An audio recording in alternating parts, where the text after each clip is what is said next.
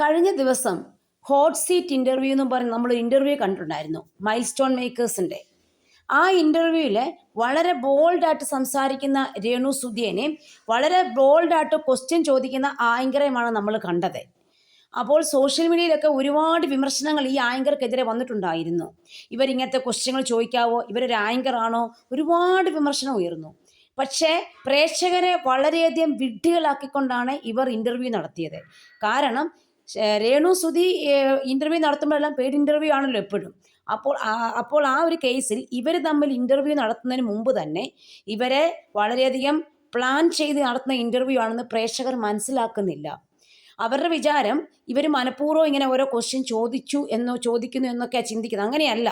ശരിക്കും പറഞ്ഞാൽ ഇൻ്റർവ്യൂ എടുക്കുന്നതിന് മുന്നേ തന്നെ ഇവർ രണ്ടുപേരും കാര്യങ്ങൾ ഡിസ്കസ് ചെയ്ത് ഇന്ന ക്വസ്റ്റ്യൻസ് ആണ് ചോദിക്കാൻ പോകുന്നത്. അപ്പോൾ രേണു സുധി അതിന് ബോൾഡായിട്ട് ഈ രീതിയിൽ മറുപടി തരണം. എങ്കിൽ മാത്രമേ ഇവരുടെ ഇൻ്റർവ്യൂ നാളെ വൈറലാകത്തുള്ളൂ, ജനങ്ങൾക്ക് കണ്ടിരിക്കാൻ എൻ്റർടൈൻമെൻറ്റ് പോലെ തോന്നത്തുള്ളൂ. ഇങ്ങനെയുള്ള എല്ലാ പ്ലാനിങ്ങും ചെയ്ത ശേഷം മാത്രമാണ് ഈ ഇൻ്റർവ്യൂ നടത്തുന്നത്. ഇതിനകത്ത് രേണു സുധിക്ക് ഒരുപാട് സപ്പോർട്ടും വന്നു. പക്ഷേ ആങ്കറെ ഒരുപാട് പേര് നെഗറ്റീവ് കമൻസിലൂടെ അവരെ അധിക്ഷേപിക്കുകയൊക്കെ ചെയ്യുന്നുണ്ട്. പക്ഷേ തീർച്ചയായിട്ടും ഈ രേണു സുധിക്ക് സപ്പോർട്ട് ചെയ്ത ഒരേ ഒരു ആങ്കറാണ്. ഒരുപാട് പേരെ എടുത്താൽ ഇവർ നല്ല സപ്പോർട്ടായിട്ടാണ് ഈ കഴിഞ്ഞ ദിവസങ്ങളെല്ലാം സംസാരിച്ചത്. പക്ഷേ അവർ ഇൻ്റർവ്യൂ നടത്തിയത് അത് പ്രേക്ഷകരുടെ മുന്നിൽ ഇവർക്ക് വ്യൂവേഴ്സിനെ കൂട്ടാനും അതുപോലെ തന്നെ ഇത്രയും ബോൾഡായിട്ടുള്ള ക്വസ്റ്റ്യൻസ് ഒക്കെ ചോദിക്കുമ്പോഴാണല്ലോ ആൾക്കാർ ഇൻ്റർവ്യൂ കാണാനും ഇൻ്റർവ്യൂവിനെ ഒന്ന് നല്ല രീതിയിൽ ജനങ്ങളിലേക്ക് എത്തിക്കാനും അത് എൻ്റർടൈൻ ചെയ്യിക്കാൻ വേണ്ടിയൊക്കെ ഒരു പ്ലാൻ ചെയ്ത് നടത്തിയ ഒരു ഇൻ്റർവ്യൂ ആണിത്. അതുകൊണ്ട് ജനങ്ങൾ ഇനിയെങ്കിലും മനസ്സിലാക്കുക, ഒരു പ്രേക്ഷകരായ നമ്മളാണ് വിഡ്ഢികളായി മാറുന്നത്. ഇതിൻ്റെ യഥാർത്ഥ സത്യം നിങ്ങൾ മനസ്സിലാക്കാത്തത് കൊണ്ടാണ്.